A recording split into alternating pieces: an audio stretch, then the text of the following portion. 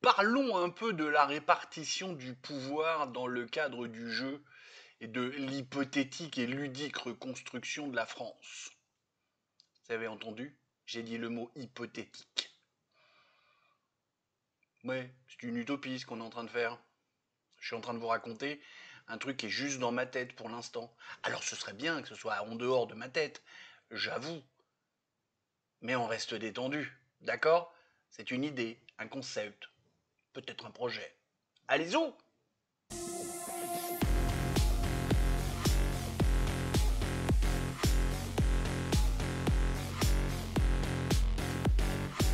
Salut mes Milouchiers. Café. Un café. J'ai un truc dans l'œil qui me gêne. Je crois que je vais me gratter l'œil au lieu du nez. Faut bien changer dans la vie, hein. Un petit point planning. PPP. Petit point planning. J'aime bien ça, PPP. C'est un truc... PPP, c'est pas... Ah si, c'est un truc dans mon métier de l'informatique. Je sais plus trop où. Mais je crois que chez les amis de réseau, ils doivent se servir de ça. Ça me revient comme ça. Demain. Évolution des mœurs dans notre société de 2024. On va philosopher. Rien de factuel. Alors il y aura rien de factuel, que des prises de position. Et après-demain, on va faire un actu pas d'actualité, puisque 70 jours, alors avec un poil de retard à cause du planning. Vous vous souvenez, Pavel Durov, hein? Ah, ça vient de brasser. Et ben après-demain, on va brasser. Allez, on va parler de la répartition du pouvoir. J'ai scripté plein de trucs. Il faudrait que je lise bien en mettant de l'intonation. Et je vais me foirer comme d'habitude. C'est parti. Suite à divers commentaires que j'ai pu voir, surtout sur le quartier des 1000 habitants et de sa suite, ouais, de l'épisode suite, je m'aperçois que pour certains, la principale préoccupation, c'est de savoir qui détient le pouvoir dans ma vision de la France reconstruite. C'est une bonne préoccupation. J'avoue que j'avais plus ou moins planifié de parler de ce sujet-là dans pas mal de temps, mais en lisant les commentaires qui ont eu lieu et puis les échanges que j'ai pu avoir aussi sur le sujet, je me dis que c'est peut-être maintenant qu'il faut faire cet épisode. Bon. Et peut-être que dans très longtemps, on le refera avec peut-être un affinage, un peu comme un bon fromage, tu vois. Là, on fait le comme ça, là, et puis on va le laisser affiner, et hop, à la fin, on fera le truc. Hein, j'aime bien les fromagères, j'aime bien. Les références fromagères. Oh, je suis obligé de dire tous les mots. Franchement. Bon. Euh, Sachant que la semaine prochaine, on va essayer de parler de l'emploi et de la sécurité sociale, d'introduire, parce que vu qu'on a fait l'instruction, on a nos bambins, on a le début de la nation qui démarre, on est assis. Là, on va dire, un peu prématurément à mon goût, mais c'est pas grave, hein. Qui détient le pouvoir, on va essayer, ça va être, vous allez voir, c'est des idées, hein. Encore une fois, comme j'ai dit au début, on est sur du concept, on est sur de la théorie. Et la semaine prochaine, on va attaquer toute la partie vraiment emploi, sécurité sociale. Alors sécurité sociale au sens large, hein. Pas la sécu, je vais mettre ma feuille de maladie. La, chômage, retraite, maladie, maternité, tout ça, d'accord. Euh, on va juste reprendre ma théorie en expliquant les principes qui se rapprochent de la fameuse démocratie participative. En fait, c'est dans ce que je vais vous dire, c'est ce qui s'en rapproche le plus. Participative, démocratie directe. Il y a pas mal d'inspiration de ce qui se fait en Suisse, d'accord. Alors, attaquons dans le dur, surtout que j'ai essayé de trouver un ordre, mais en fait ça se présente dans n'importe quel ordre, donc ça marche. Donc tout en haut, au niveau de la gestion du pouvoir, il y a un gouvernement avec un représentant. Alors, je vous avais dit que, parce que ça me fait un voile et j'arrive pas à m'en séparer. Euh, Ce représentant, on va l'appeler président, pour faire simple, en fait, pour pas trop dénoter avec notre système actuel. Mais on pourrait l'appeler Empereur, on pourrait l'appeler Optimus Prime, on pourrait l'appeler Grand Tan. Non, alors pas le Ian, le Grand Tan, T-H-A-N-E. Pour ceux qui cherchaient, vous verrez, c'est vachement bien les Tan. Vous allez être surpris. D'accord. On va l'appeler président par facilité, tout simplement. D'accord.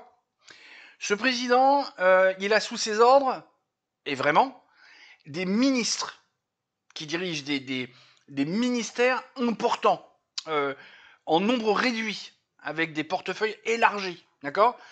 Alors, je vais pas faire mon Milei, vous voyez Milei, le mec en Argentine, là, afuera, afuera, afuera, je vais pas faire ce genre de conneries, mais parce qu'il en fait trop à mon goût. Mais le principe est pas mal. Après, il va un peu trop loin, à mon goût, mais je trouve que le principe est pas mal.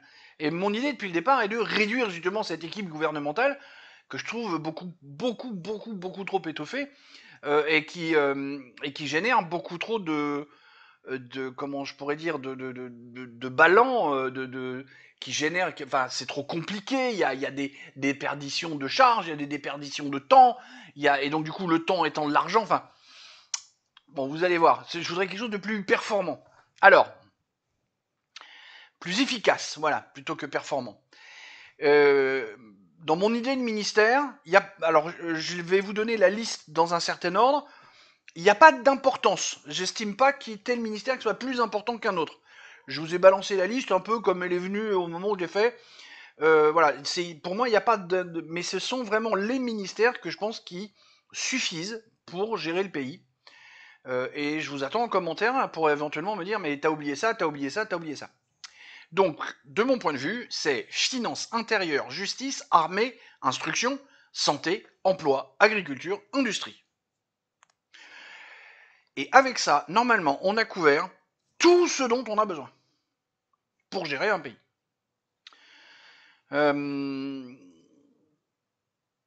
C'est pour ça que je vous ai dit, je vous attends dans les commentaires pour dire bon machin, il y a un truc qui va, il y a ça va, ça va pas, patati patata.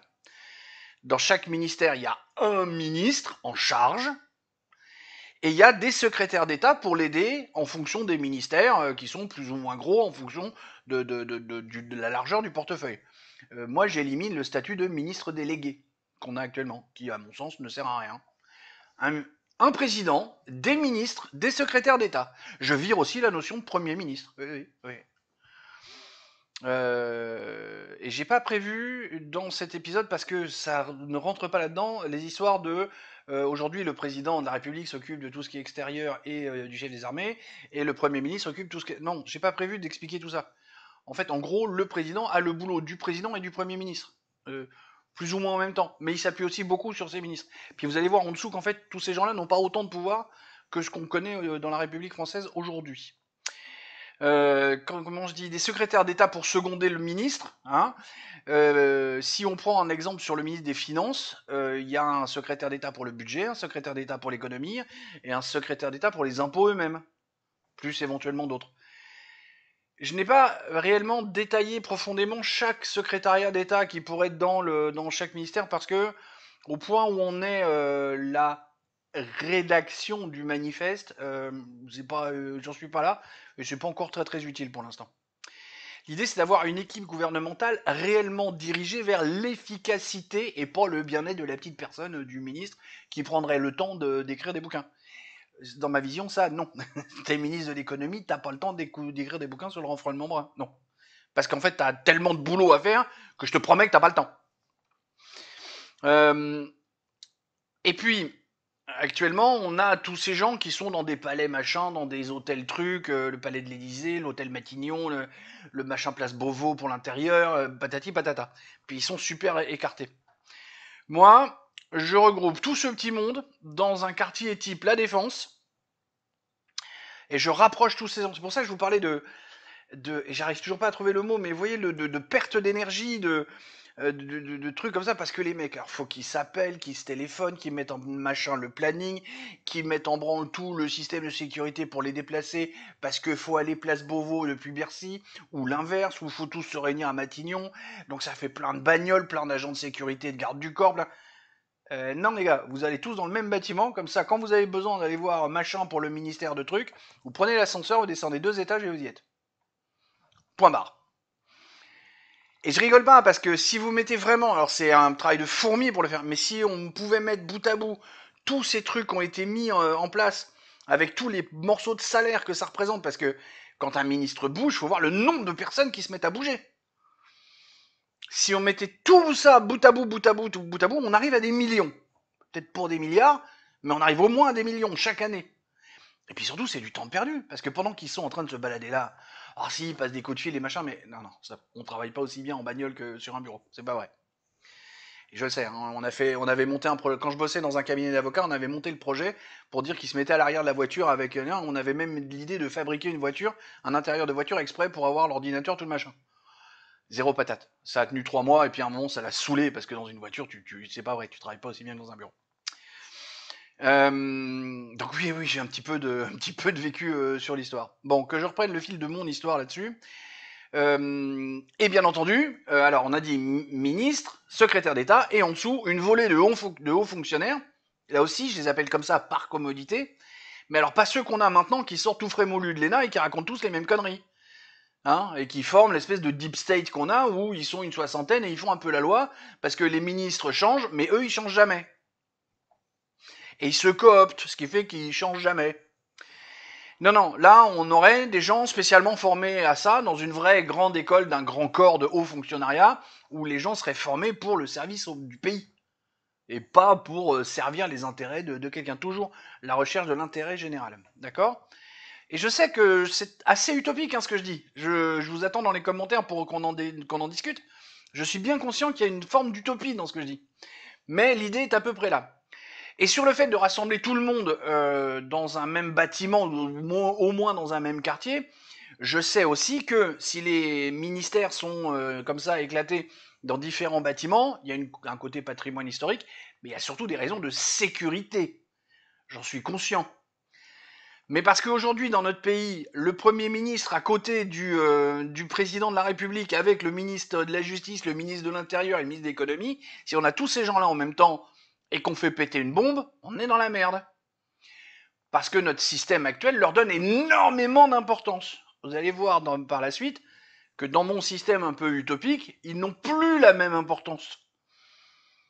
Ça veut dire que sans eux, le pays peut continuer à tourner. Du coup, il n'y a pas d'intérêt d'aller les shooter. Vous voyez ? Bah oui, si tu enlèves l'importance des gens, pourquoi aller les shooter ? Ça, c'est l'organe gouvernemental, ce qu'on pourrait appeler le pouvoir exécutif, d'accord ? Et c'est un organe qui est là pour gouverner le pays, alors vraiment au sens littéral du mot gouverner. C'est-à-dire à peu près pas ce qu'ils font maintenant. En gros.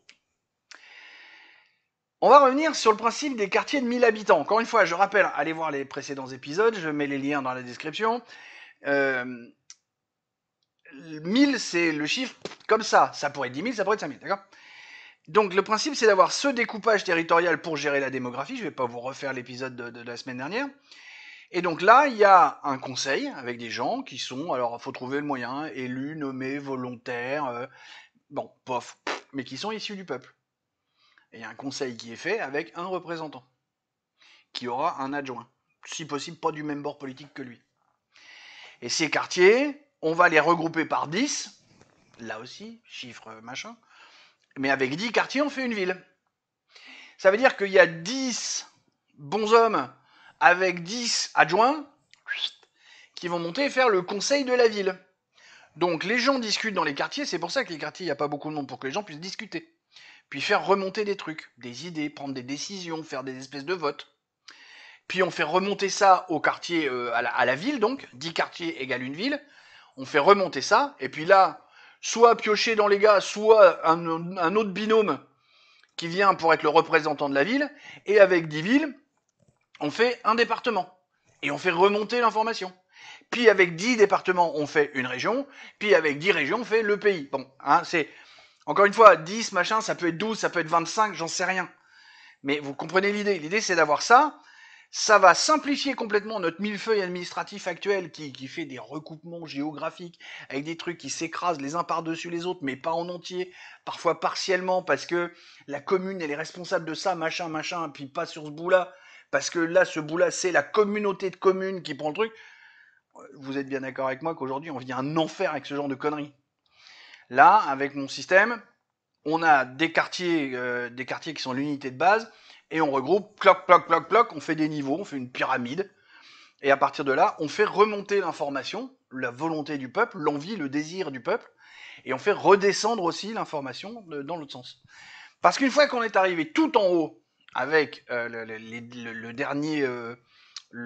dernier découpage, on arrive à l'équivalent de notre Assemblée nationale et de notre Sénat confondus, et là, à voir eux aussi, est-ce qu'ils sont nommés, est-ce qu'ils sont élus, faut se décider là-dessus, mais la voix du peuple arrive là, par ce biais pyramidal, et arrive dans cette Assemblée, qui elle va prendre des mesures, va faire des lois, va faire des choses comme ça, et va faire remonter au gouvernement pour téléguider le gouvernement. C'est pour ça que je vous disais que le gouvernement a beaucoup moins d'importance que ce qu'on vit actuellement, parce que c'est cette assemblée-là, qui elle ne sera pas dans ce quartier-là justement, c'est cette assemblée-là qui va prendre l'expression du peuple avec les différents moyens qu'on peut avoir, de type référendum machin, discussion ouverte, bon, là, eux qui sont des vrais représentants du peuple, c'est pour ça qu'il faut trouver le bon moyen pour nommer, élire ces gens-là, et ce moyen-là, pour l'instant, je n'ai pas encore réfléchi.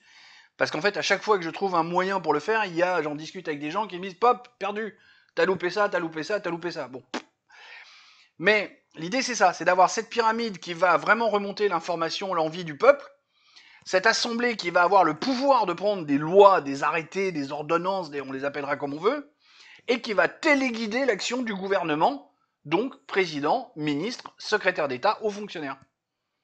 Ce qui fait que, de manière quasi directe, c'est le peuple qui pilote le gouvernement. Voilà. Alors, t'as fait balancer, je sais que balancer comme ça, c'est un peu indigeste, tout ce que je viens de vous dire. Faudrait que je le répète, mais on va pas avoir le... Non, on n'a pas le temps, On est sur YouTube, faut aller vite. Hein. Non, je déconne. Mais vous voyez, bon, repasser la vidéo si je suis allé trop vite sur certains trucs, parce que... Mais l'idée est là, ok ? Alors, faut plancher très très fort pour accoucher d'un vrai projet tangible. Faut phosphorer, faut mettre en place justement un manifeste. Je suis en train de réfléchir justement à rédiger, à écrire. Alors, je vous cache pas qu'entre mes douleurs de bras, mes difficultés, machin, et le Dragon Dictate, j'ai pas encore réussi à trouver. Mais ça fait plusieurs années que je pense à justement coucher tout ça par écrit. Mais j'ai du mal parce que justement, c'est un peu encore trop confus. C'est encore un peu trop à l'état de concept. Mais l'idée globale est là. Vous avez compris, il y a un gouvernement qui est complètement téléguidé par une assemblée qui est complètement pilotée par le peuple. En tout cas, c'est ma vision de la chose. La démocratie au sens le plus strict. Le démos, le peuple, vraiment, le démos kratos, si on revient à l'origine de l'étymologie du mot, vraiment le peuple pour le peuple et par le peuple. C'est le fondement de mon idée. Après, toute la problématique, c'est d'arriver à trouver le moyen de le faire tout en faisant respecter à tout le monde l'intérêt général et en mettant en place les systèmes qui peuvent écarter l'intérêt personnel. Ce qui visiblement est très très compliqué à faire. Hein, faut vraiment en rester là. D'accord ? Bon, vous avez l'idée globale. Je m'étais fait une espèce de conclusion que j'ai bien aimée, donc je vais essayer de vous la lire parce que je l'ai vraiment travaillée. Et donc, voilà, faites très attention là, maintenant.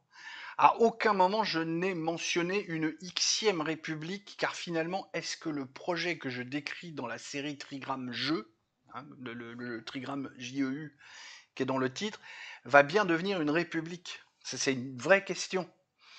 Et même le mot démocratie, que j'ai prononcé à la fin, mais j'avais mis que je l'avais pas prononcé, parce que jusque-là, je l'avais dans mon script, il n'y était pas. Même le mot démocratie, il faut se poser la question, est-ce que cela va bien devenir une démocratie, ou est-ce que, comme les Grecs l'ont fait en leur temps, je ne propose pas une nouvelle version de la démocratie? Regardez bien, ouvrez un livre d'histoire, regardez la démocratie des Grecs antiques, la démocratie de la Rome antique, tout ça n'a rien à voir avec la nôtre, même déjà entre elles deux, ça n'a rien à voir, ça n'a rien à voir avec la nôtre. Et tiens, on vient de vivre l'élection de Trump. Je vous ai, dans un post, je vous ai mis Béatrice Rosen qui explique le système électoral américain. Regardez leur vision de la démocratie à eux et la nôtre. C'est pas la même, et il y a même de sacrées différences, alors que les deux revendiquent être des démocraties. Vous voyez ? Donc ça veut dire que peut-être que dans mon projet, à la fin, c'est pas ou plus une république, et peut-être qu'à la fin, c'est pas ou plus une démocratie, ou simplement une nouvelle version de la démocratie. Et je suis pas en train de dire qu'il faut faire une dictature. Pas du tout. Merde, j'aurais dû rien dire, j'aurais eu plus de commentaires. Sur ces bonnes paroles, des poutous, mais pas Philippe.